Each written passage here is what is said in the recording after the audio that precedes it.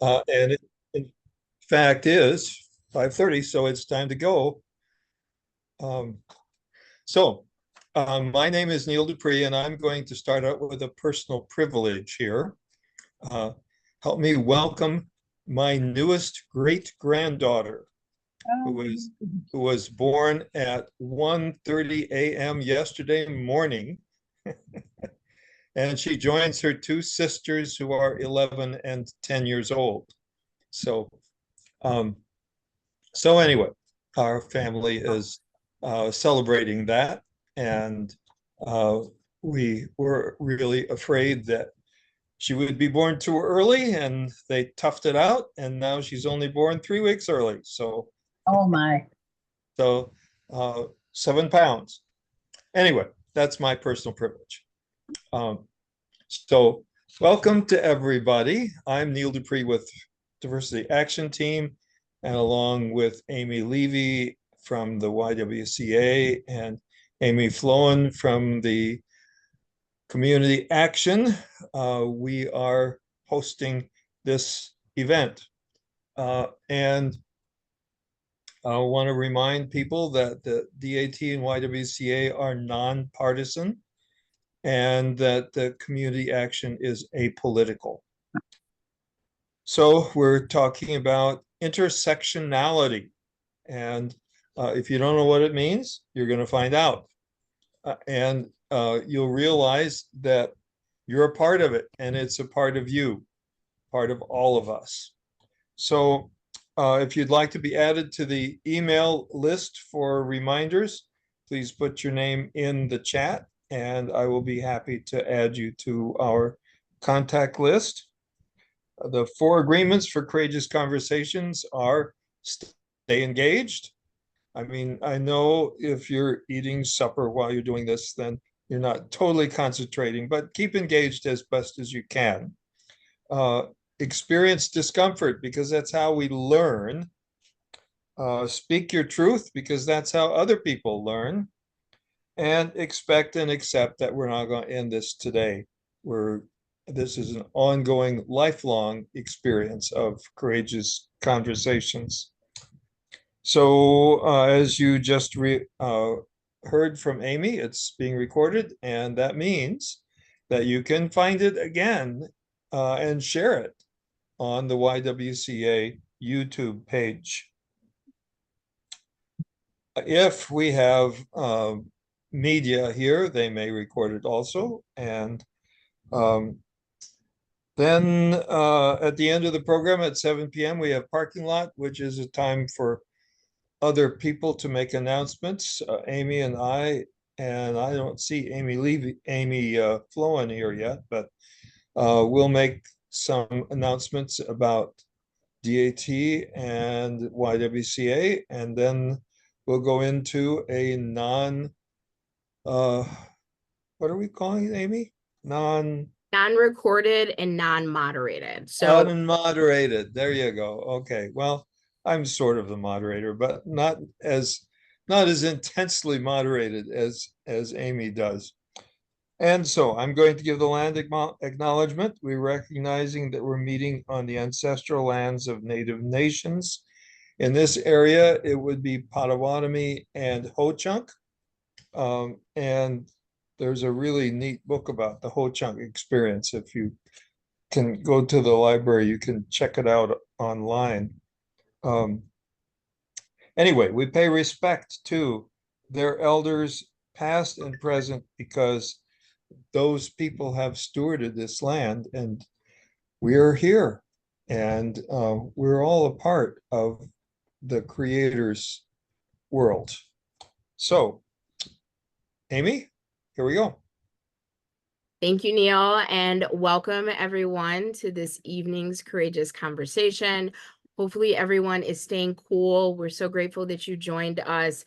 This evening, we're going to be exploring intersectionality, and we cannot do that without introducing to some and reminding others of Kimberly Crenshaw. You will hear more about her throughout the evening, but just as a brief introduction, Kimberly Crenshaw is a pioneering scholar and writer on civil rights. critical race theory, Black feminist legal theory, and race and racism and the law. Crenshaw's work has been foundational in critical race theory and in intersectionality, a term she coined to describe the double-blind and simultaneous racial and gender prejudice. Her studies, writing, and activism have identified key issues in the perpetuation of inequity. So again, you are going to hear a lot about her throughout the evening, but to get us started, because a lot of you have mentioned that the information in the chat is helpful, I am going to drop, I believe this is from 89, the article that started this all, where she first coined intersectionality. So if you would like to delve into that, when you have a few moments, I think that would be helpful to give some additional context.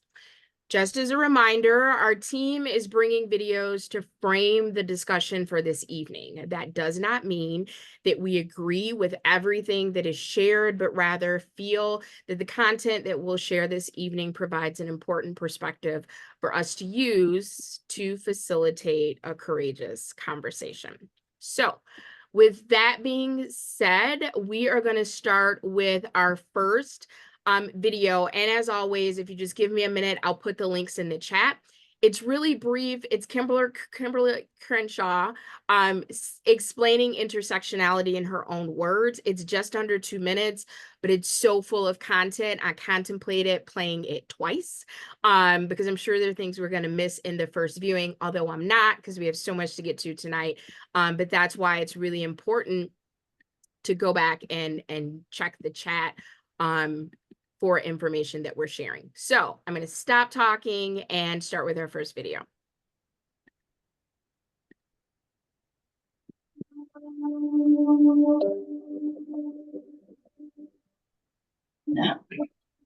Intersectionality is just a metaphor for understanding the ways that multiple forms of inequality or disadvantage sometimes compound themselves, and they create obstacles that often are not understood within conventional ways of thinking about anti-racism or feminism or whatever social justice advocacy structures we have.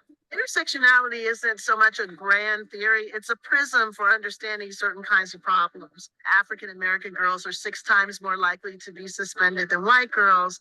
That's probably a race and a gender problem. It's not just a race problem, it's not just a gender problem. So I encourage people to think about how the convergence of race stereotypes or gender stereotypes might actually play out in the classroom, between teachers and students, between students and other students, between students and administrators, and commit themselves to understanding that as a way of intervening and providing equal educational opportunity for all students, regardless of their identity.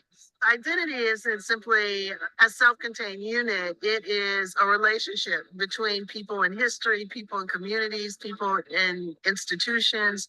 So schools do a good job when they understand that and when they commit themselves to curricular development, to opportunities in the school for all students to understand the histories that have brought us to this particular moment. You can't change outcomes without understanding how they've come about. So independent schools can take the lead on that to be responsive to their student populations and to the communities out of which the students come. Independent school. All right, so I am going to take a brief moment and get that information in the chat. So you can reflect back on that. Also, feel free to share any of this information, just like you are welcome to share the recordings as they appear on YouTube. That was brief. I think it was a really good start, but I learned best with examples. So the next video that we're going to watch is a bit longer. It's about 18 minutes, and it's giving more context for intersectionality and giving the example of intersectionality and gender. So unless anyone would like to take a moment and respond to that first video, if you do, feel free to put a question mark in the chat. I'll know to call on you, or you can type your question in the chat. And then I have the link for the upcoming video already placed.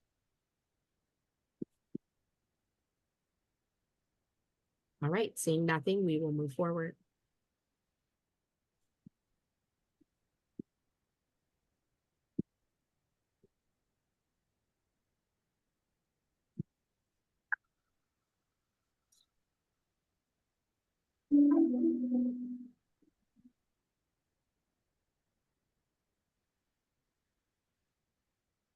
I'd like to try something new. Those of you who are able, please stand up. Okay, so I'm gonna name some names. When you hear a name that you don't recognize, you can't tell me anything about them, I'd like you to take a seat and stay seated. The last person standing, we're gonna see what they know, okay? All right. Eric Garner, Mike Brown, Tamir Rice, Freddie Gray. So those of you who are still standing, I'd like you to turn around and take a look. I'd say half to most of the people are still standing. So let's continue. Michelle Cusseau,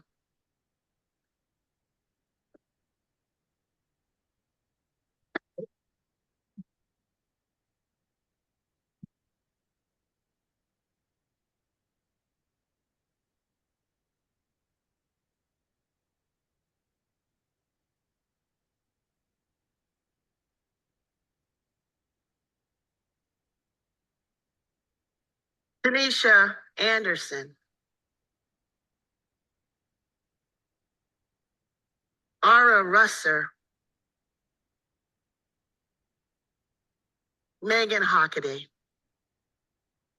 So if we look around again, there are about 4 people still standing. And actually, I'm not going to put you on the spot. I just say that to encourage transparency, so you could be seated.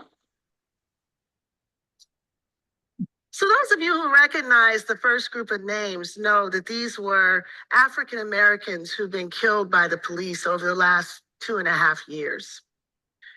What you may not know is that the other list is also African Americans who have been killed within the last 2 years. Only one thing distinguishes the names that you know from the names that you don't know: gender. So let me first let you know that there's nothing at all distinct about this audience that explains the pattern of recognition that we've just seen. I've done this exercise dozens of times around the country. I've done it to women's rights organizations. I've done it with civil rights groups. I've done it with professors. I've done it with students. I've done it with psychologists. I've done it with sociologists. I've done it even with progressive members of Congress. And everywhere, the awareness of the level of police violence that Black women experience is exceedingly low. Now, it is surprising, isn't it, that this would be the case? I mean, there are 2 issues involved here. There's police violence against African Americans, and there's violence against women, 2 issues that have been talked about a lot lately. But when we think about who is implicated by these problems, when we think about who's victimized by these problems, the names of these Black women never come to mind. Now, communications experts tell us that when facts do not fit with the available frames, people have a difficult time incorporating new facts into their way of thinking about a problem. These women's names have slipped through our consciousness because there are no frames for us to see them, no frames for us to remember them, no frames for us to hold them. As a consequence, reporters don't lead with them. Policymakers don't think about them. And politicians aren't encouraged or demanded that they speak to them. Now, you might ask, well, why does a frame matter? I mean, after all, an issue that affects Black people and an issue that affects women, wouldn't that necessarily include Black people who are women and women who are Black people? Well, the simple answer is that this is a trickle-down approach to social justice, and many times it just doesn't work. Without frames that allow us to see how social problems impact all the members of a targeted group, many will fall through the cracks of our movements, left to suffer in virtual isolation. But it doesn't have to be this way. Many years ago, I began to use the term intersectionality to deal with the fact that many of our social justice problems like racism and sexism are often overlapping, creating multiple levels of social injustice. Now, the experience that gave rise to intersectionality was my chance encounter with a woman named Emma DeGraffenreid. Emma DeGraffenreid was an African-American woman, a working wife, and a mother. I actually read about Emma's story from the pages of a legal opinion written by a judge who had dismissed Emma's claim of race and gender discrimination against a local car manufacturing plant. Emma, like so many African-American women, sought better employment for her family and for others. She wanted to create a better life for her children and for her family. But she applied for a job and she was not hired. And she believed that she was not hired because she was a Black woman. Now, the judge in question dismissed Emma's suit. And the argument for dismissing the suit was that the employer did hire African Americans and the employer hired women. The real problem, though, that the judge was not willing to acknowledge was what Emma was actually trying to say. That the African Americans that were hired, usually for industrial jobs, maintenance jobs, were all men. And the women that were hired, usually for secretarial or front office work, were all white.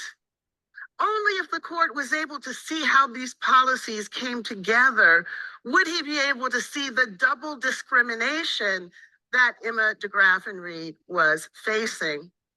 But the court refused to allow Emma to put two causes of action together to tell her story because he believed that by allowing her to do that, she would be able to have preferential treatment. She'd have an advantage by being able to have two swings at the bat when African American men and white women only had one swing at the bat.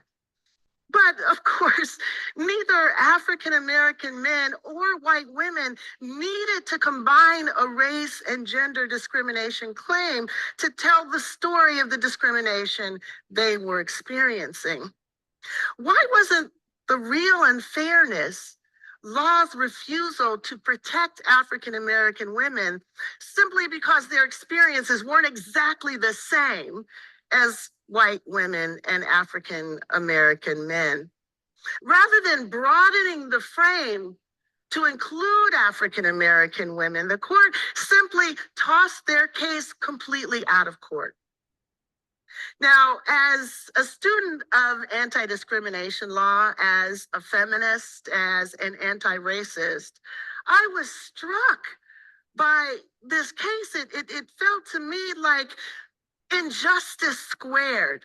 So first of all, Black women weren't allowed to work at the plant. Second of all, the court doubled down on this exclusion by making it legally inconsequential. And to boot, there was no name for this problem. And we all know that where there's no name for a problem, you can't see a problem. And when you can't see a problem, you pretty much can't solve it.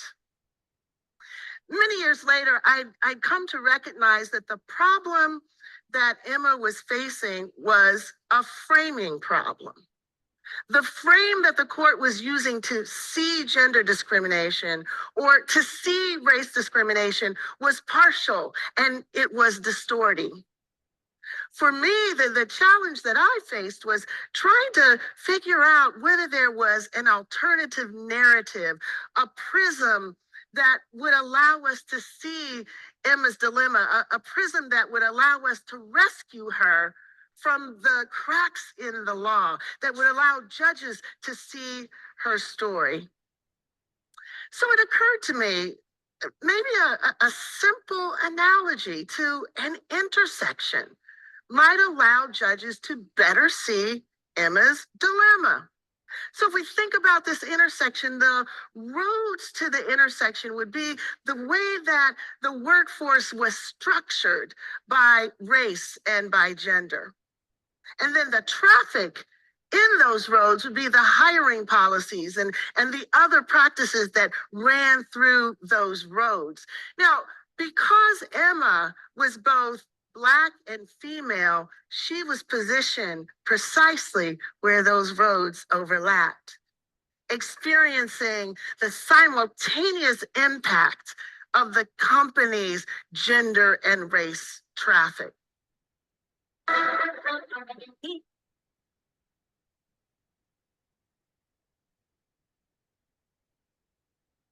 The law, the law was like that ambulance that shows up and is ready to treat Emma only if it can be shown that she was harmed on the race road or on the gender road, but not where those roads intersected. So, what do you call being impacted by multiple forces and then abandoned to fend for yourself? Intersectionality seemed to do it for me. I would go on to learn that African American women, like other women of color, like other socially marginalized people all over the world, were facing all kinds of dilemmas and challenges as a consequence of intersectionality, intersections of race and gender, of heterosexism, transphobia, xenophobia, ableism. All of these social dynamics come together and create challenges that are sometimes quite unique. But in the same way that intersectionality raised our awareness to the way that Black women live their lives, it also exposes the tragic circumstances under which African American women die. Police violence against Black women is very real. The level of violence that Black women face is such that it's not surprising that some of them do not survive their encounters with police. Black girls as young as 7, great grandmothers as old as 95 have been killed by the police. They've been killed in their living rooms, in their bedrooms. They've been killed in their cars. They've been killed on the street. They've been killed in front of their parents, and they've been killed in front of their children. They have been shot to death. They have been stomped to death. They have been suffocated to death. They have been manhandled to death. They have been tasered to death. They've been killed when they've called for help. They've been killed when they were alone, and they've been killed when they were with others. They have been killed shopping while Black, driving while Black, having a mental disability while Black, having a domestic disturbance while Black. They've even been killed being homeless while Black. They've been killed talking on the cell phone, laughing with friends, sitting in a car reported as stolen, and making a U-turn in front of the White House with an infant strapped in the back seat of the car. Why don't we know these stories? Why is it that their lost lives don't generate the same amount of media attention and communal outcry as the lost lives of their fallen brothers? It's time for a change. So what can we do? In 2014, the African American Policy Forum began to demand that we say her name at rallies, at protests, at conferences, at meetings, anywhere and everywhere that state violence against Black bodies is being discussed. But saying her name is not enough. We have to be willing to do more. We have to be willing to bear witness to the often painful realities that we would just rather not confront, the everyday violence and humiliation that many Black women have had to face. Black women across color, age, gender expression, sexuality, and ability. So we have the opportunity right now, bearing in mind that some of the images that I'm about to share with you may be triggering for some, to collectively bear witness to some of this violence. We're going to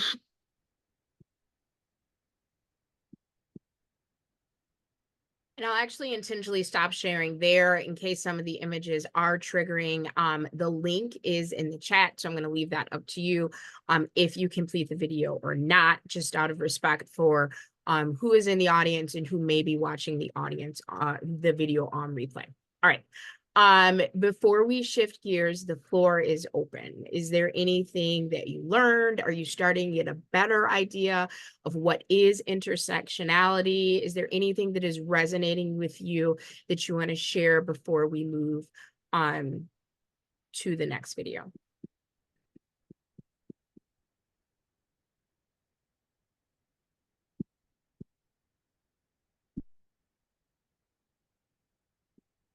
All right.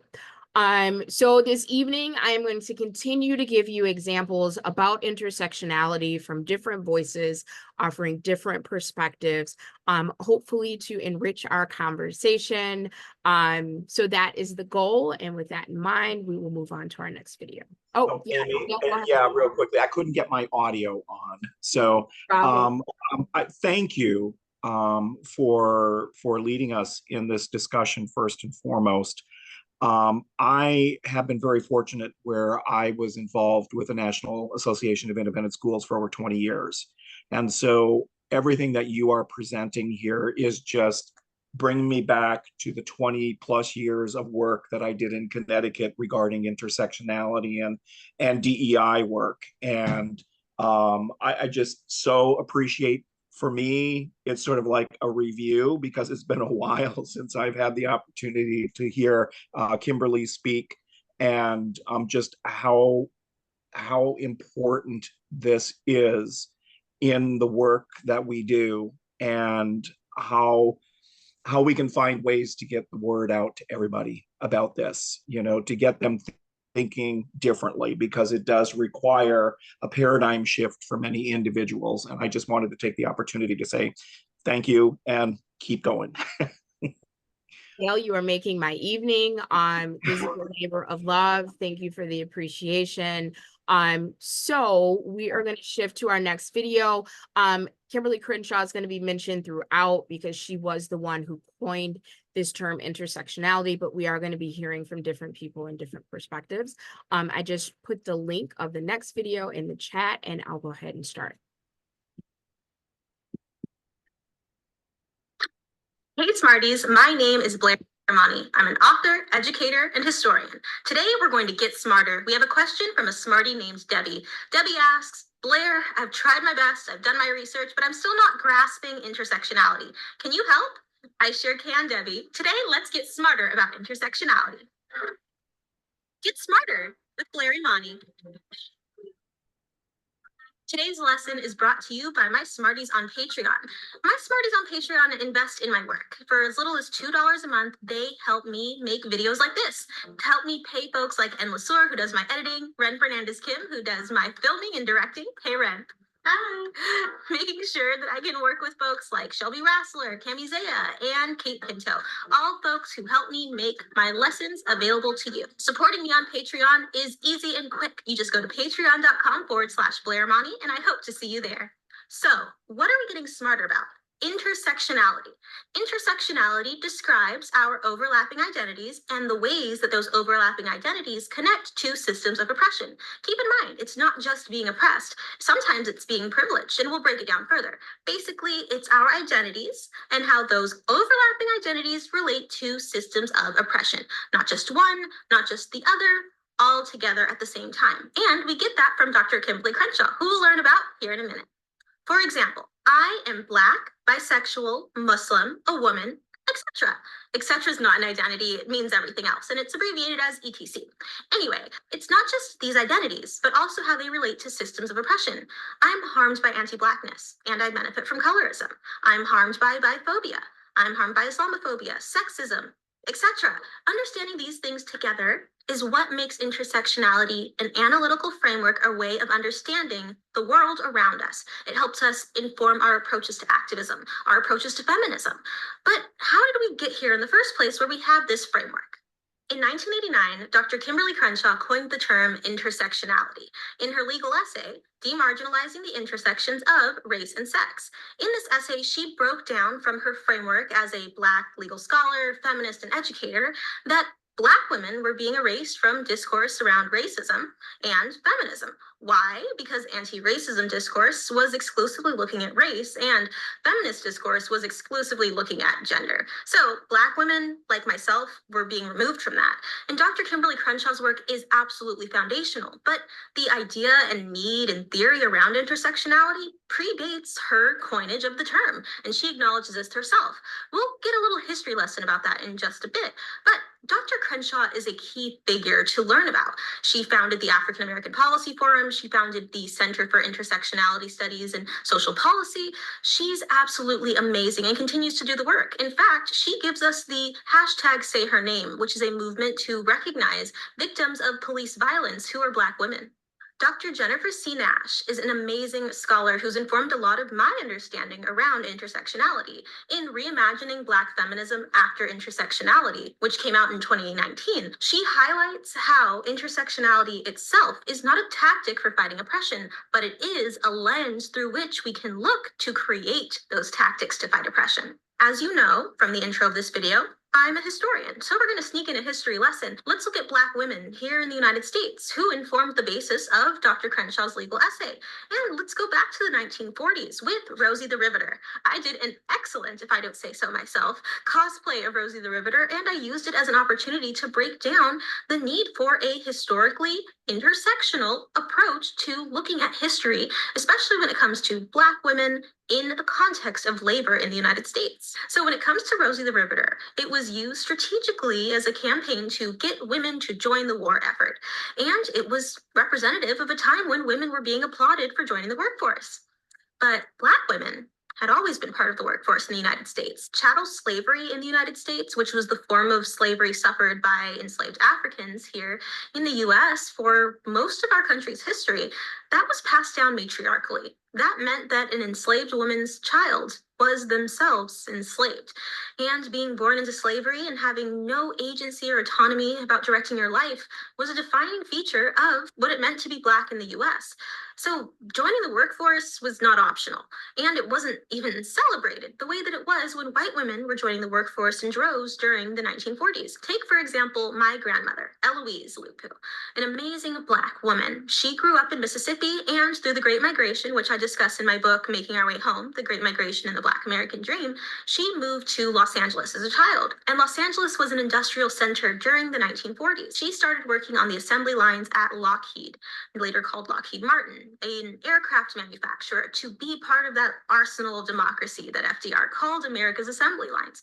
But because of the wage gap, not just the gender wage gap, but the racial wage gap and the gender racial wage gap, she was making less than white men, white women, and Black men, which meant that she and many other people in her community had to work on weekends as well as domestic workers or as hairdressers to try to even approach what their counterparts, whether that was along race or gender lines, were able to bring in as income. Black women have had to work harder than their white counterparts, than their male counterparts to get the same amount. And without intersectionality, we're not even acknowledging this vast community and part of history or present struggles. Intersectionality is majorly important. Some people think, oh, well, I'm just not going to concern myself. But if you're not concerning yourself with intersectionality, then you're going to end up doing what Dr. Kimberly Crenshaw discussed in her legal essay, talking about sexism with just looking at gender, talking about anti-racism just looking at race. But systems of oppression are intersectional, whether or not our movements for liberation are. So we may as well consider people existing at multiple identities in multiple contexts at the same time, because we're not going to get free one at a time. History can show us that, the present can show us that. We must be intersectional in our approaches to doing the work, because the movements against us sure as hell are. So Smarties, that brings us to the end of our lesson on intersectionality. Did you learn anything new? I certainly hope that you did. Do you have anything to contribute? Please chime in the comments below. And if you want to be like Debbie and submit one of your questions for me to answer on Get Smarter with Blair and Monty, just go. All right. So again, another perspective with the same through line. I will pause in case anyone would like to share any reflections or anything from that video that resonated. She I have really a talks question. fast. If you can maybe I guess the word might be reevaluate what she just said. She was going like 900 miles an hour and I was lost. I don't know if anybody else was in that. Well, two things. One, the link is in there, and if you actually replay, you can adjust the speed to make it faster, or in this case, slower. But in the meantime, one of the examples that she gave was with Rosie the Riveter, when there was this push and celebration for women to join the workforce. When we don't acknowledge intersectionality, that could seem like a fresh new idea, but her reference to chattel slavery and the role that women played in that form of horrible oppression, if you're not looking at a Black woman's experience and just a woman's experience, Black women have always been in the workforce, and not by our own choices. And it has rarely, if ever, been celebrated. So that was one of the contrasts, that if you're not looking at the situation intersectionally, you could miss. So hopefully that was helpful for one of her points, but she had quite a few. So again, go ahead and use that link, and you can definitely slow down the volume. You can definitely watch it. Okay, thank you. No problem. Yes, go ahead, Santo. So Amy, I believe Kimberly Crenshaw has worked quite a bit with Eddie Moore with the White Privilege Conference. And she actually helped produce a very short video on the unequal opportunity race, which is fantastic. But the whole White Privilege Conference is all about intersectionality. So I'll just leave it at that. No, absolutely. Thank you for sharing that. And if Santo, if you have a moment to look for that video link, please feel free to throw that in the chat. Diane? I've got the video actually, and I'll send the link to you. I'll put it in the chat.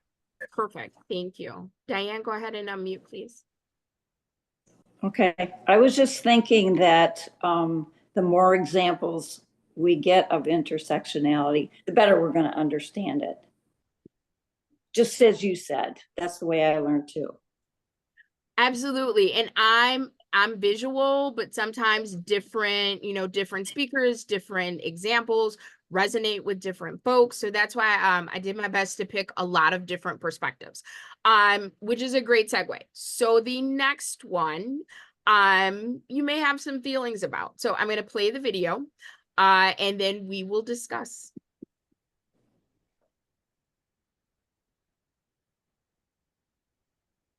Hey guys, it's me, Kim. So let's dive into what white men get wrong about intersectionality. So I listened to a ton of podcasts. While I was listening to one I really, really liked, one white man tried to describe intersectionality to another white man, and he got it completely wrong.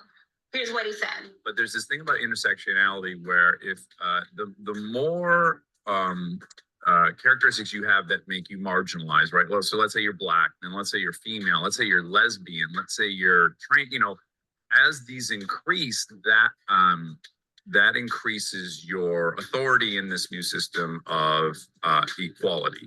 Okay. And so those that intersectionality gets elevated, right? So the person that's going to have the most power in this movement is the person with the most amount of intersectional, marginalized characteristics. Sure. Yeah, I'm so nervous at what words I'm choosing. But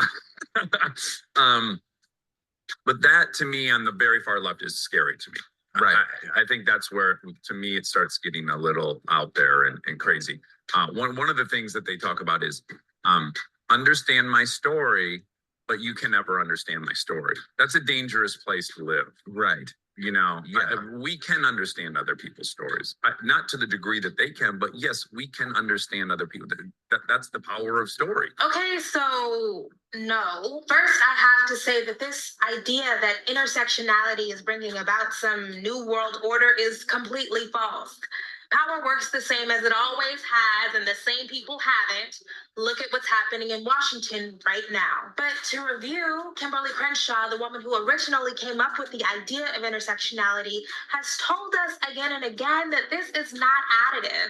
Intersectionality is not about stacking your identities one on top of the other. It helps us better understand our complex relationship to power. Crenshaw describes it as a way to better understand how experiencing multiple oppressions exposes us to unique vulnerabilities as we navigate the world. Power is dynamic, it's situational. Our access to it depends on where we are located at any moment in time. So what Dax is talking about here is not even really intersectionality. It's the white male paranoia. Now, intersectionality does encourage us to think about how having a certain kind of experience confers a certain type of knowledge. But you still got it wrong. Because no one has the exact same experience, and how we interpret that experience differs from person to person, there's never going to be like a definitive knowledge or a definitive experience for all of us to come together and strike down the white men.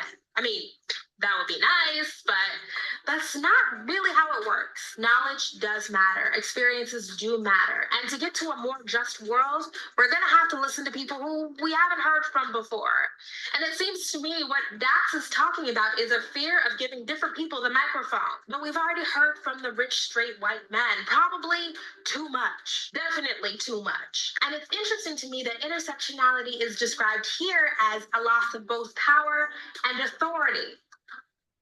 Think about that. That lens is really troubling, and it indicates why we should spend less time listening to theorists who are white men, because the will to dominate just slides right on in there. White men like Dax are just too wedded to the idea that they should be centered everywhere. I found it super strange that Dax was so offended by this idea that you can't know every story. That seems obvious. It is a very colonial inclination to want to enter every space and every conversation and recognize it as yours. Everything doesn't need to be universal, and you can't own every story. If you need to have ownership of every experience and every story in order to empathize with it, that's on you. That's your damage. It's pathology. I can feel great empathy for somebody who has lived an experience that I haven't, but I don't know that story. It's not mine. And marginalized folks know that when people presume to know your story without having intimate knowledge of it, they come to some real faulty conclusions. And once they come to those faulty conclusions, they have the institutional power to disseminate those stories like they're real. That has real consequences for us. The people who are really about that life are the ones who suffer. A story will be a story will be a story when all structural bias is eradicated. Until then, take a step back. This disdain for intersectionality is really about a fear of losing the right to control the narrative all the time. It scares people to be told that they don't have the range or they don't know enough. But that's the truth. I'm a Black girl raised in Texas and Oklahoma, and I love stories about white Jewish people from New York. Don't know why, always had a deep affinity for that kind of storytelling.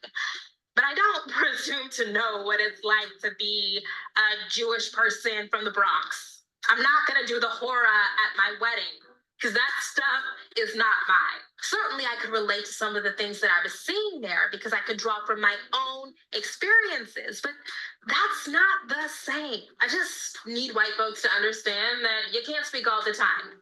We get it. We've heard you, and you can't speak and listen. If the world is changing in a way that makes you uncomfortable, you should really sit and think about why that is, because it's you, not us. Well, guys, thank you so much for watching. Be sure to like, share, and subscribe.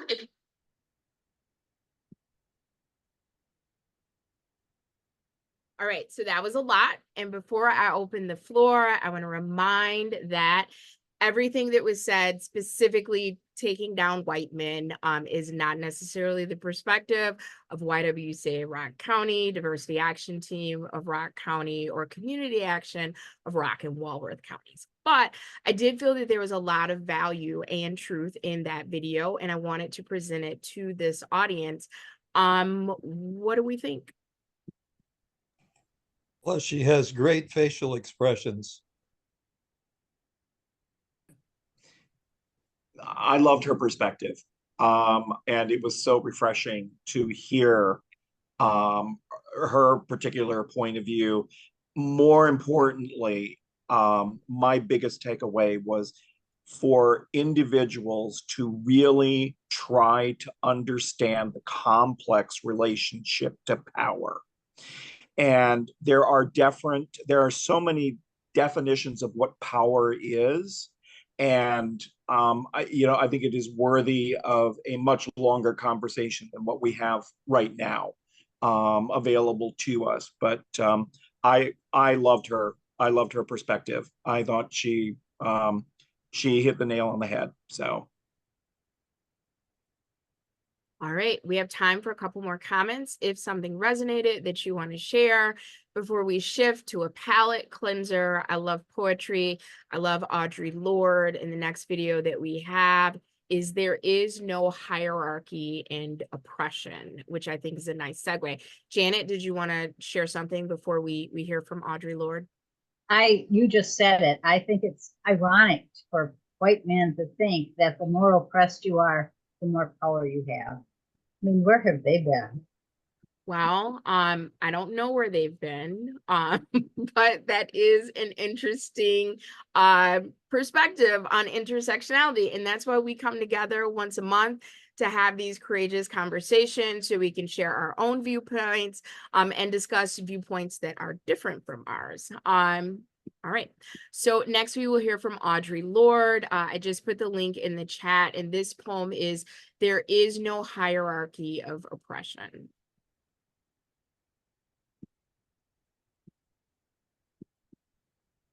There is no hierarchy of oppressions, by Audre Lorde.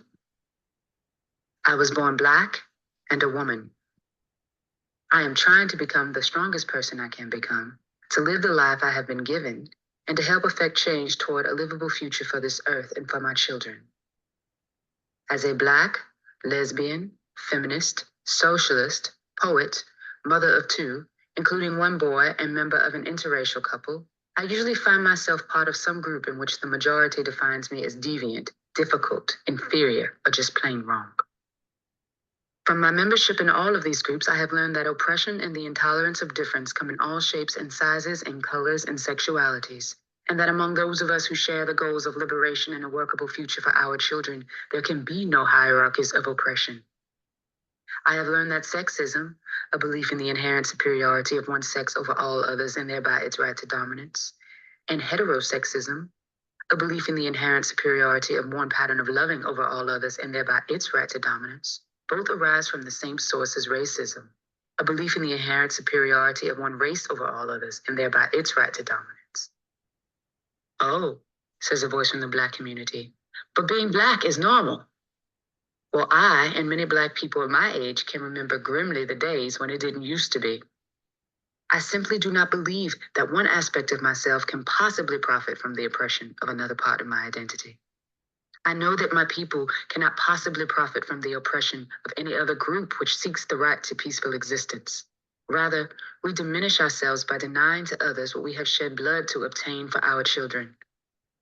And those children need to learn that they do not have to become like each other in order to work together for a future they will all share. The increasing attacks upon lesbians and gay men are only an introduction to the increasing attacks upon all Black people.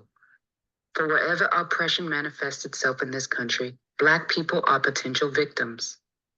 And it is a standard of right-wing cynicism to encourage members of oppressed groups to act against each other. And so long as we are divided because of our particular identities, we cannot join together in effective political action. Within the lesbian community, I am Black, and within the Black community, I am a lesbian.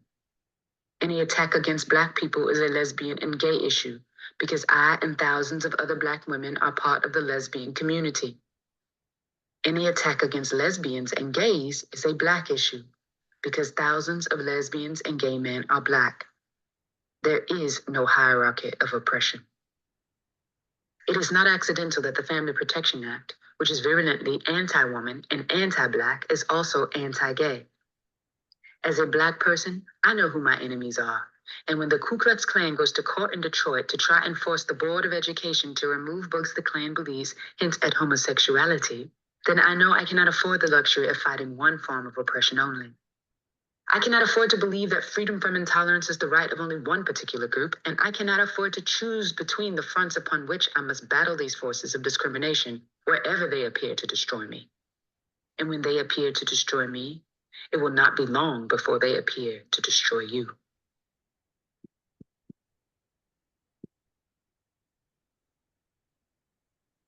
Audre Lorde, ladies and gentlemen.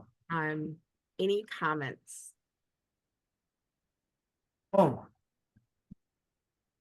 Whoa, whoa, whoa, whoa, whoa.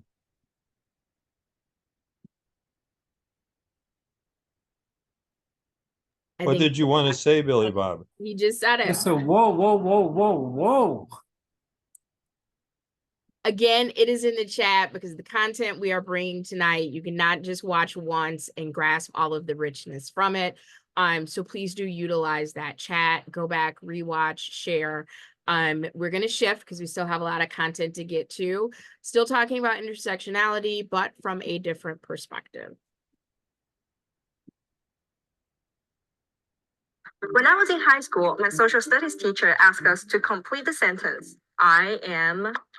The catch was you could only use one word to describe yourself, but I have a lot of words. I'm Asian, I'm a woman, I'm a lesbian, I'm an immigrant. Even my name, Jiao Mengjue, is not a single word. So in one word, I am intersectional. What is intersectionality? An intersectional person is someone who's part of a number of marginalized groups.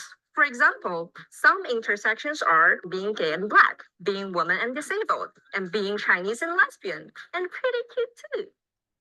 We are the kind of people who check off a lot of boxes when it comes to gender, sexuality, race, ability, class, body size. So are white straight men intersectional with all their privilege? Yes, they can be, but the term intersectionality was coined by Kimberly Crenshaw to specifically illustrate the marginalized community. She used it to explain the problems that immigrant women of color were facing in the 80s. She found that neither the feminist or anti-racist movements were fully helping them to solve the problems. What about LGBT activism? It also struggles to address the problems of intersectional LGBT people. Call Me By Your Name, Brokeback Mountain, More Than Family, Will and Grace feature amazing queer characters, but they're only white, cis, upper-class gay men. In contrast, Moonlight is much more intersectional. Its lead character, Chiron, is not only gay, but also Black, poor, a survivor of domestic violence, and the prison pipeline. These many aspects of Chiron inform each other. So, should I feel guilty for watching Call Me By Your Name 5 times? No, but just remember, Moonlight is more intersectional, and we need more stories like that. But even in Moonlight, where are the queer women? Enter feminism. Feminism strives for a society where women have equal rights to men. Equal rights. Intersectional feminism works to include all women, not just the least oppressed ones. Because there are so many kinds of women, we need to fight oppression from all sides and stand together, even if the oppression doesn't directly target you. Nobody is perfect, but understanding intersectionality can make us more empathetic and more equal.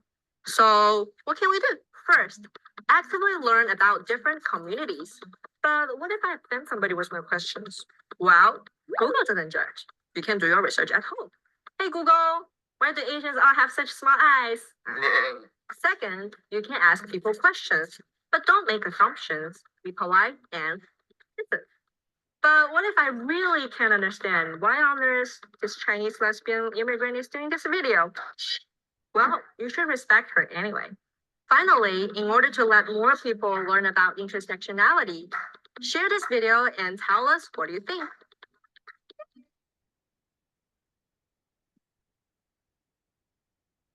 All right. So again, another perspective, because that is how we learn new content. We hear lots of different perspectives. We share that through the filter of our lived experience, and then hopefully it all starts to make sense.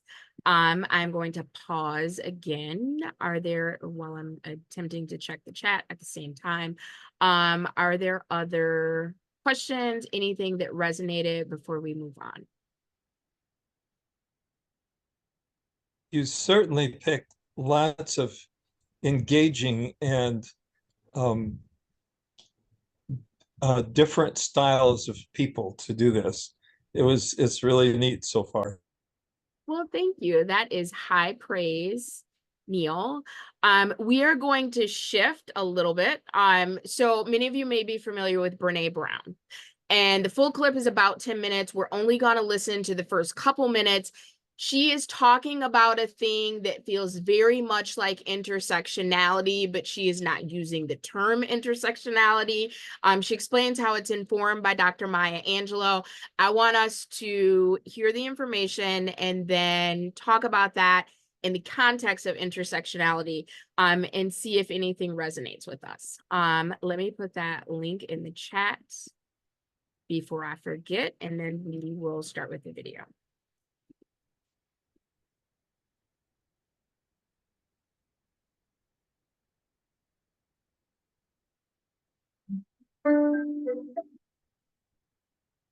You know, Maya Angelou has been my most steadfast counselor for my entire life. I discovered her probably 30 years ago when I was in college, and I lean into her work.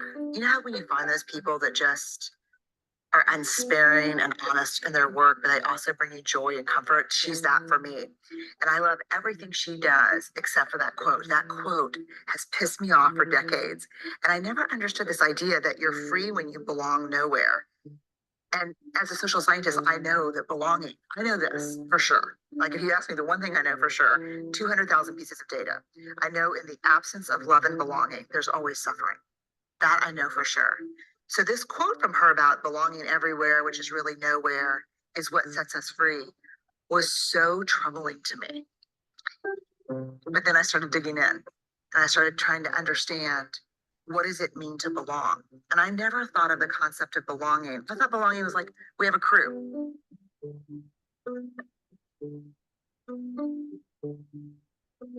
And belonging is something you kind of negotiate with external groups of people. But it's not. What I found very quickly is the rest of that actual quote is part of an interview that she did. Where she ended up with Bill Moyers, where she ends up saying, you know, he ends up pushing a little bit on it and saying, so are you saying that you belong nowhere and to no one? She said, I belong to Maya. And what I found is that true belonging is a spiritual practice. And it's about the ability to find sacredness in both being a part of something, but also the courage to stand alone.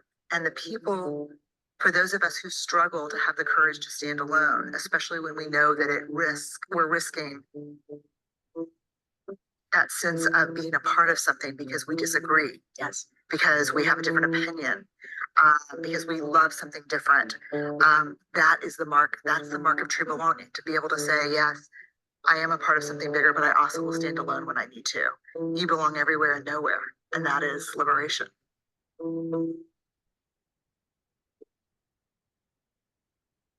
All right.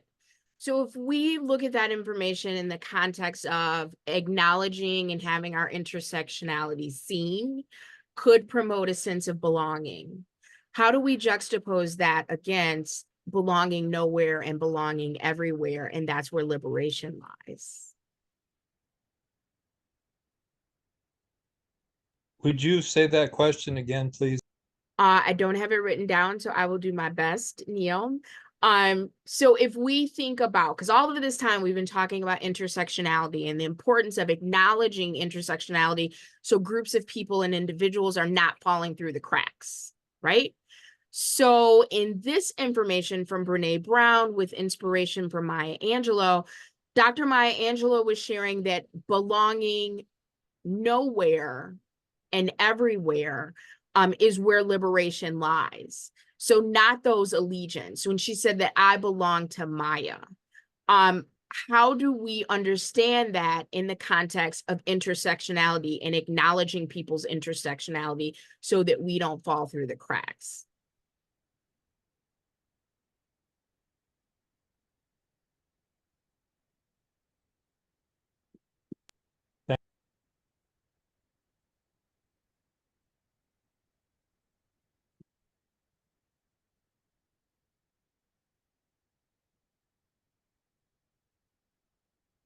I think we need to slow this whole thing down, Billy Bob, to about half speed. It's way too much for me to digest. All right, I will accept overwhelming. This may be how some of us are experiencing this courageous conversation. And I'm okay with that because one of our agreements is to expect and accept discomfort or being overwhelmed. But I trust this group enough to know that you will process this after our time together this evening ends. So keep thinking about that. And I am going to shift us to, again, still talking about intersectionality, but a different perspective. And this one includes ableism. So the link is in the chat and I will share my screen. My name is Carrie Gray. Carrie Gray is the Black disabled woman, and there's power behind that. In the United States, 1 in 4 in the Black community have some type of disability, whether that's visible or invisible. Historically speaking, organizations and institutions have shown us that they want to identify with one thing and build power around that, build influence and access. And I get it, right? So this idea that you have disability rights, you have women's rights, you have LGBTQ rights, and those kind of different pockets are really building a strong narrative. But the thing that I find to be harmful is when we're not building in coalition. Because the reality is that you have people like myself who are Black, disabled, and women, and so many other things. And when you live at the intersections of all 3 of those, then you can't split your political and social dynamics between these different groups. It doesn't produce real results of freedom, and it doesn't produce real results of access to employment and other opportunities that you're looking for. I'll give one example on this. So the Black Lives Matter movement. When it was created in conjunction mostly with a lot of young folks. What was unique about this particular movement was the intersectional philosophy that was built upon. The folks getting up and saying, we are not just fighting for one narrative, but we are specifically fighting for folks who are on the margins. We are fighting for Black folks who are also LGBTQ, who are women, who are femme, who are trans, who are disabled. They named it. They saw like their people across the country and said, I'm fighting for all of you. Not just some of you, not just the ones that have traditionally gained power and access. And that gives me a lot of hope because no one wants to be left behind.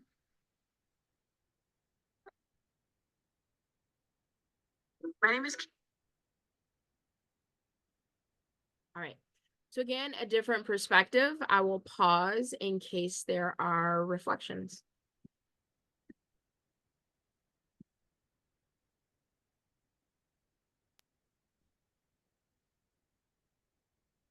I go back to that conversation with the 2 guys Yes. who were the example of not understanding intersectionality. Mm-hmm. And I'm thinking that as white guys like me are losing power or the majority or some kind of respect, that it's easy to think of the intersectionality the way those guys were thinking of it, as piling things on top of one another so that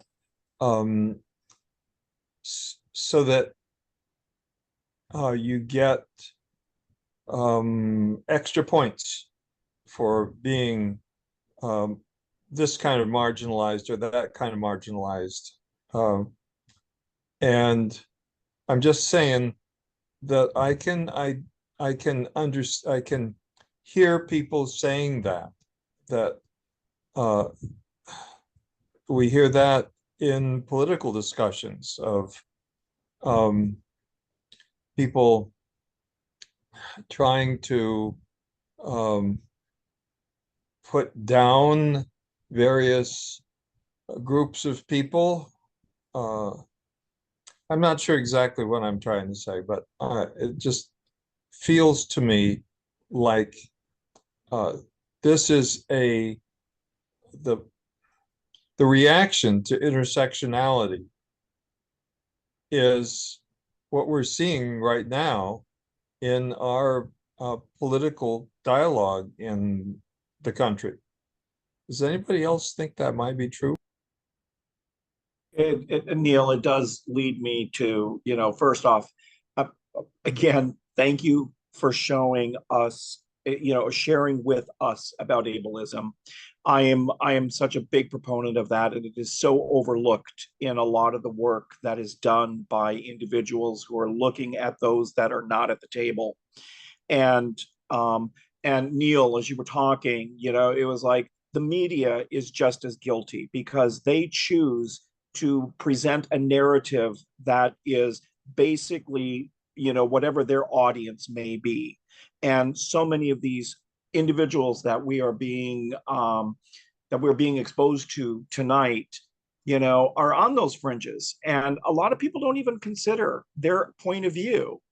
And it makes me so sad and angry that how people can presume to know or even understand when they don't even put in the time to do the research.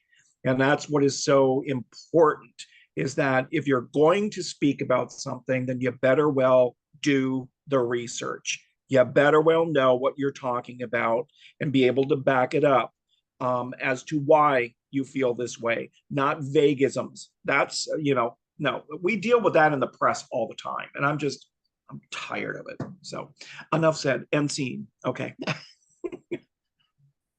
Janet, I believe you unmuted. Did you want to share? I did. As he was talking, I was thinking of the Paralympics that are starting next week. Is that right? And I'm thinking of those white guys saying, well, look at them. They're going to be wheelchair-bound basketball players, and they're heroic, and they can do this, and they can do that, and da-da-da. And so they're heroes, and that gives them power. If you stop for 1 minute and you say, well, would you rather be them with whatever your problem is, your disability or whatever? Would you rather be them?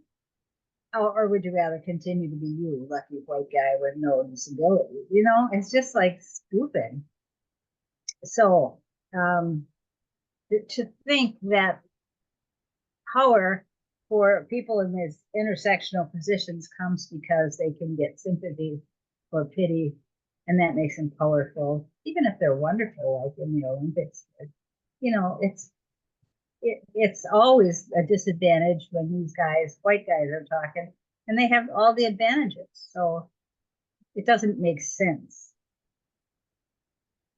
Thank you for sharing, Janet. I think I have this in the right order. Forgive me if I don't. Diane, Jim, and then Billy Bob. And then Wayne, if you are unmuting intentionally, then we'll go Diane, Jim, Billy Bob, Wayne.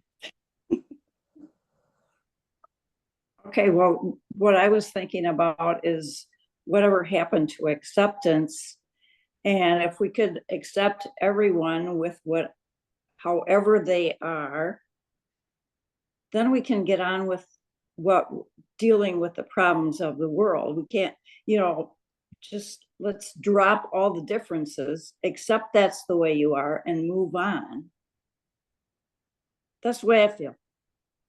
The only thing that concerns me about that, which thank you for indulging me because you didn't ask me what concerned me about that, is the first thing that jumped into my mind is colorblindness. Like, let's just drop the differences and move on.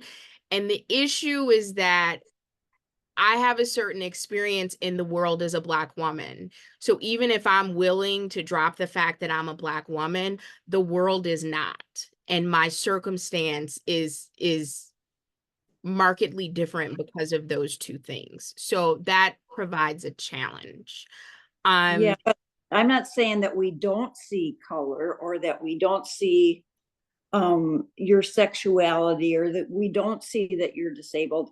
We just accept those things, acknowledge them, and then move on to solve the problems.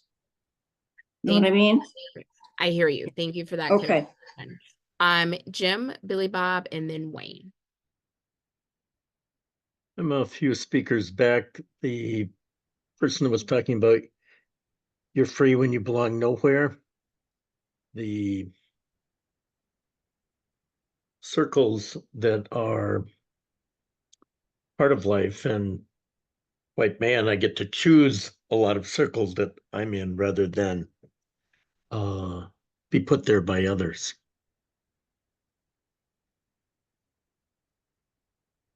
Thank you, Jim. Billy Bob. Oh, you're muted.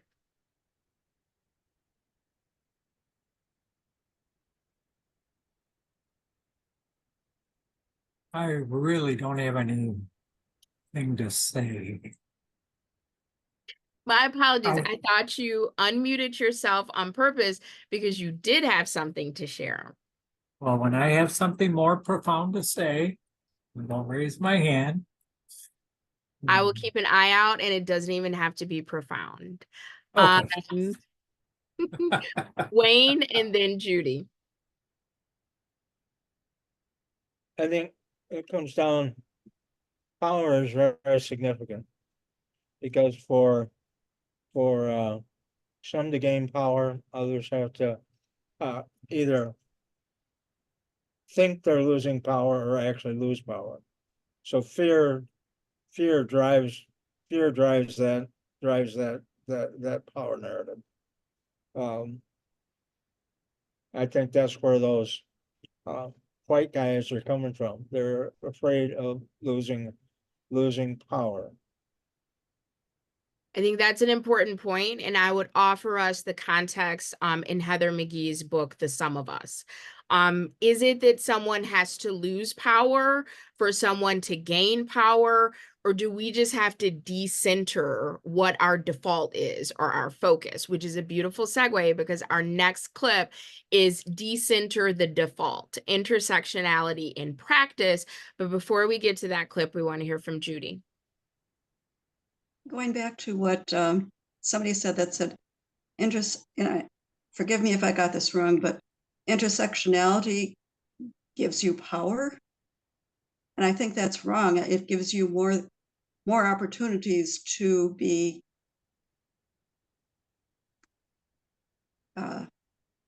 dealt with by those in power. I would happen to agree. And one of the descriptions that we heard earlier is that the more intersectionality you experience are more opportunities for vulnerability. And vulnerability can be insult, humiliation to death, or anywhere on that spectrum. So yes, I am going to shift us is six. I just wanted to, it may have been something that I had said, and it was going back to Kimberly Lynn Foster, who I was reiterating what her point was that in order for us to be able to, you need to understand the complex relationships and how they pertain to power. It's that is the connection. It wasn't to imply another way of looking at that. Thank you for that clarification. So the next video we're going to look at is going to be right at about 15 minutes, which would push us to the end. We're going to listen to most of it, but again, the link is in the chat, so feel free to revisit that and watch the video in its entirety. I will stop us a little bit early and just check in with Neil to see if we have any announcements. I know I have a couple. All right, so I'm going to stop talking. I'm going to share my screen, and we will watch our last video.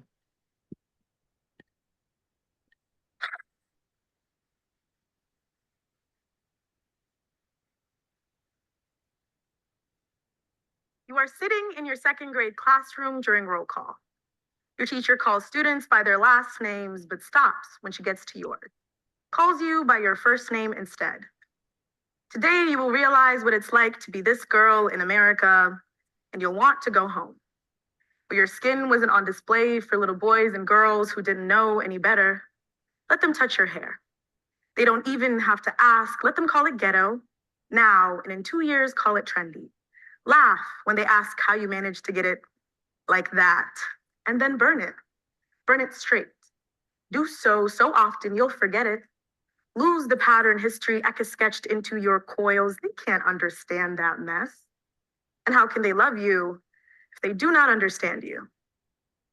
When you open your history books and see no one who looks like you, do not be surprised. Winners are the ones that get to write history, so slave masters and colonizers fill pages and pages while the enslaved and indigenous get an aside. An excerpt, land acknowledgement, no land back. One side of a $20 bill that could have bought her. On the other side, a white man, Jackson, that could have bought her. How do you whitewash a mass genocide? Easy. You teach a nation that only winners get to write history, and by winners, they mean whites. Only the white get to write history. You know this. They know this, but you do not correct them. You let them butcher your name instead, because how can they love you if they do not understand you? When they call you angry, let them. When they call you too loud, let them. When they say that you are too dark, too much, not enough, let them. Dance to the beat of their drum so often you'll forget your own. This is assimilation. How can they love you if they do not understand? You'll lose your accent. No one will ever have to ask you where you are from. This is what you wanted, right? With every mispronunciation and every apology, you fall further and further away from the girl who wanted to go home, who had one. See, they can only love you if they can understand you into submission. You are sitting in yet another classroom. This time, it's my women's gender and sexuality class, and we are having a discussion. The professor draws 2 boxes on the board, and in conjunction with the rest of the class, writes down a list of stereotypes and adjectives used to describe men in one box and women in the other. As the class contributes and I observe, something feels off. My eyes find those of a girl that looks like me seated across the classroom, and she has the same expression written on her face as I do. Words like polite, docile, accommodating find their way to the board, and it clicks. The box designated for women is not about us. We are no strangers to this feeling. The act of being othered, while glaringly obvious to us, goes otherwise ignored. Often unintentionally, structures and those who uphold them view whiteness as the default, and in turn create a kind of dissonance for those who find themselves outside of it. In 1989, Kimberly Crenshaw coined the term intersectionality, giving millions of people the ability to describe their experiences in ways they weren't able to before. In the situation that prompted Crenshaw's discussion, a woman was attempting to present a case in court, asserting that she was experiencing both racism and sexism in the workplace, despite the fact that there were both Black people, Black men, and women, white women, present. The law seemed to ignore the fact that as a Black woman, she was subject to discrimination on the basis of race, gender, and more often, an amalgamation of the two. There was something that sat layered on top of her experience. See, to be Black and a woman is not additive nor multiplicative. It is intertwined. As this word left the courtroom and entered popular culture, its definition has been slightly misconstrued. See, intersectionality doesn't simply refer to what it's like to occupy multiple identities.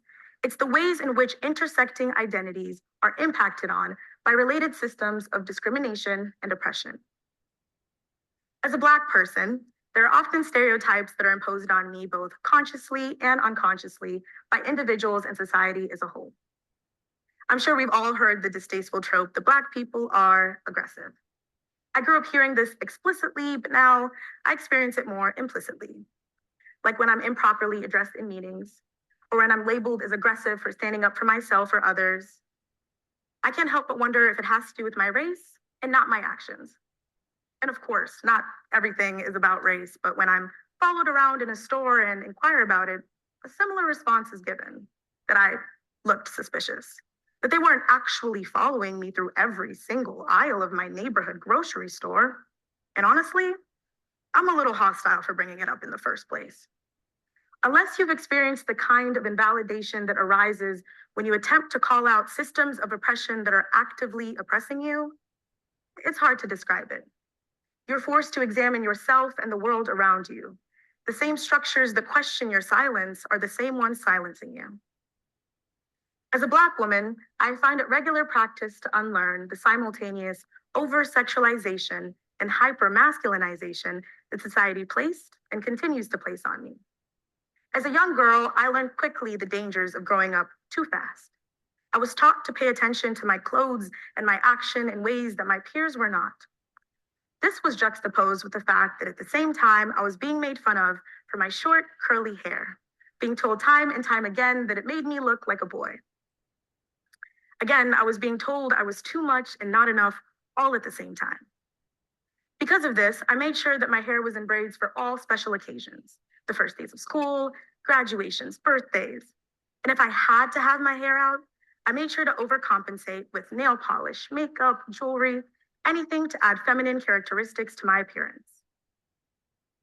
2 years ago, a friend of mine asked me when I felt the most my gender. And while I didn't have an answer at the moment, the question plagued me for months. And it wasn't until I was seated crisscross applesauce in front of the mirror, doing my hair for a wash and go, that I found it. My answer. It was the Black joy looking back at me in the mirror. As I meticulously but deliberately ran my fingers through my hair, I watched my curls bounce back. It was a particularly liberating experience, having grown up being told that looser curls meant good hair. And so my tight coils were otherwise undesirable. The complexity of my connection to my race and my gender is further compounded by my Kenyan ethnicity, my relationship with my hair even. I didn't realize there was anything wrong with my hair until I started middle school. I had grown up seeing pictures of my mom with her short hair and her schoolgirl dress next to her friends who looked similar and wondered why now, and here it was no longer appropriate. By the time I reached the 7th grade, I'd given up, and my mom convinced me to perm my hair straight. I would sit in a chair and she would apply petroleum jelly to the edges of my head and the aromatic chemical mixture to my hair. And I was to sit with it until it began to burn, and not a second before. While this made my hair easier to manage for a while, my natural hair would eventually grow back, and I would have to endure yet another perm. It was a never-ending cycle that I feel incredibly lucky to have been freed from. By exploring different styles and learning more about how to take care of my natural hair, I was able to shed some of the internal biases that I held against coarser hair types, commonly referred to as texturism. It was through this process that I was able to find beauty, and more importantly, femininity in my hair. Grappling with societal norms dictating how I manage my hair, to navigating the nuanced dynamics of race in the United States, my personal narrative has been shaped by a journey of self-reflection. Race in Kenya doesn't function the way that it does in the Western world, and so everything I knew and didn't know about my Blackness was shaken when I came to the US. I had to learn what it was like to be a Black girl in America before I knew what it meant to be Black and a girl and in America. Around the same time, I was actively trying to shed my Kenyan accent and adopt an American one. This would make communicating easier. There would be no more, huh? What? And a general lack of effort to understand me. With my accent gone, there is little to identify me as having not been born in the United States. This is what I wanted. I would sit in front of American cartoons, practicing sounding out the words until they felt right. I was working so hard to fit in, I never stopped to question if I was doing it for me or to make myself more palatable to others. Even now, when I speak Swahili, I can hear my American accent battling my mother tongue, and while my friends and my family make fun of me for this, I'm able to hold myself with a little bit more grace, embracing my American upbringing and trying to define my own experience as a Kenyan American.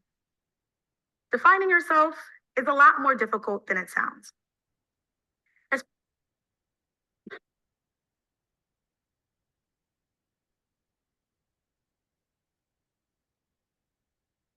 especially for marginalized communities who experience this kind of pressure from those within and outside of their community. There's also tension across identities, and you guessed it, more complexities. This is something that I feel is exemplified effectively in the LGBTQ plus community.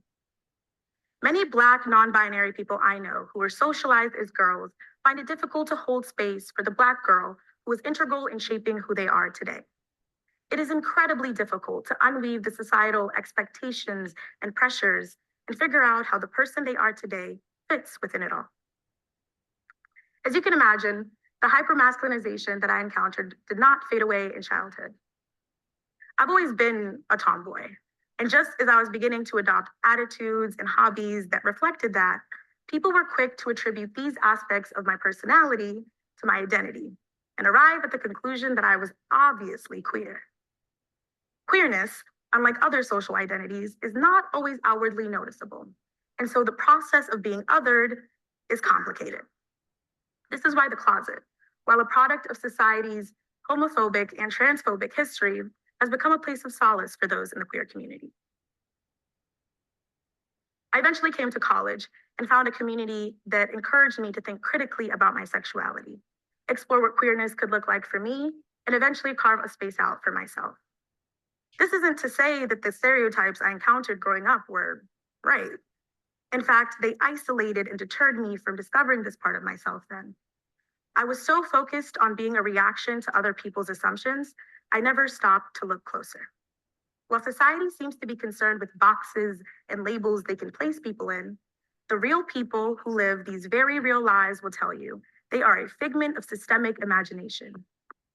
Ralph Ellison in The Invisible Man notes, simply because people refuse to see me, they see only themselves, my surroundings, figments of their imagination, indeed anything and everything except me.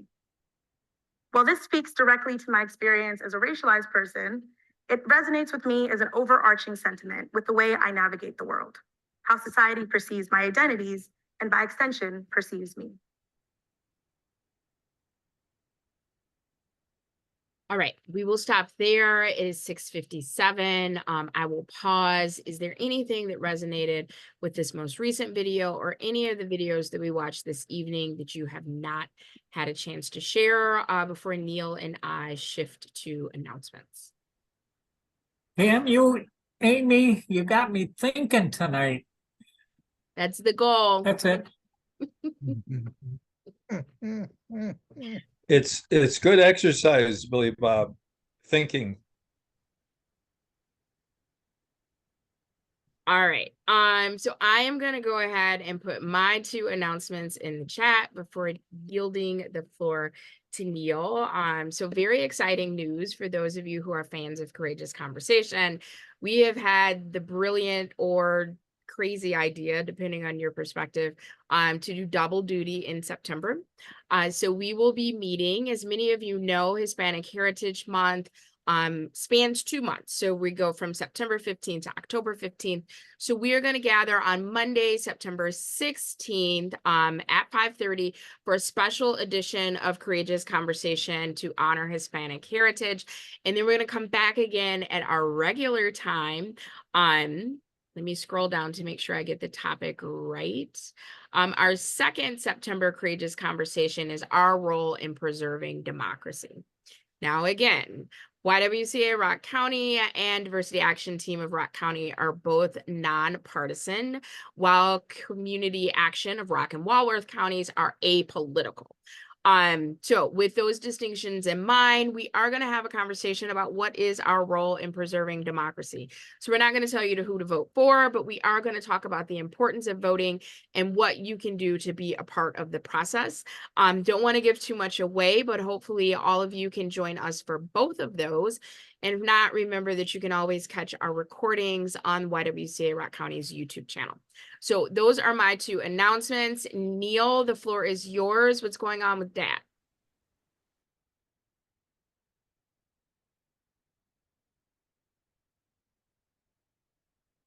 It was fun for the kids and grown-ups who were part of it, and I got to man the bubbles. that was a real hit for a lot of people because it was windy and the bubbles worked really well. So I think I'll just mention that. I also want to say that since Dale is here tonight, he is the newest member of the Diversity Action Team Board of Directors. And so we're glad to have his experience and enthusiasm as part of our leadership team. Absolutely. Thank you. Thank you for the shout out. Billy Bob, it's nice to meet you. And I do want to read the note from Anne Rowe, who had to leave early. She said, "It's good to be here tonight. I'm going to view the next links. I have to duck out, but thanks very much for including me, and thanks to Amy for her time and work assembling such a meaningful collection to consider." Well, thank you, Anne. So glad that she could join us. Thank you, everyone. Definitely a labor of love. I am going to stop recording because we are at 7:01. So let me pause and do that.